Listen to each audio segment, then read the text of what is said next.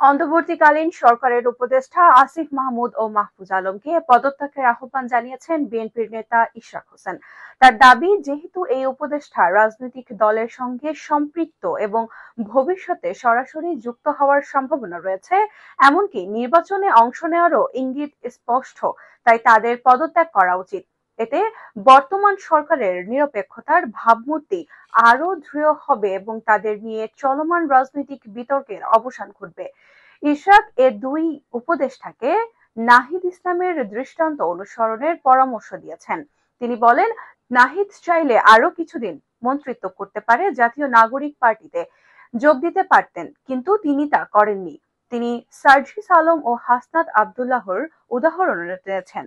ইশরাকের মতে, এই দুজন চাইলে মন্ত্রিত্ব নিতে পারতেন, কিন্তু রাজনৈতিক কর্মপন্থা বেছে নিয়েছেন। ইশরাক যুক্তি দিয়েছেন, এই উপদেষ্টা পদত্যাগ করলে বর্তমান সরকারের নিরপেক্ষতার ইমেজ বাড়বে।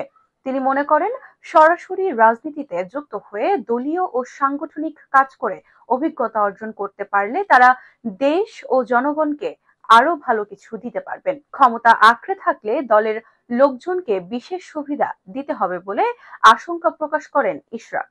তার মতে, এটি থেকে বিরত থাকার বা শতভাগ নিরপেক্ষ থাকার ক্ষমতা তাদের বা অন্য কারোর নেই। তিনি রূপকার্থে বলেন, কাঁঠাল ভাঙবে আমাদের মাথায়, খাবে কিন্তু অন্য সবাই। ক্ষমতার লোভে অবৈধ মেয়র হওয়ার জন্য দিনের পর দিন আন্দোলনে নৈতিক সমর্থন দিয়ে জনভোগান্তি তৈরি করা অভিযোগ তাকেও শুনতে হয়েছে উল্লেখ করে ইশরাক হোসেন বলেন, আমার আর কোনো উপায় ছিল না।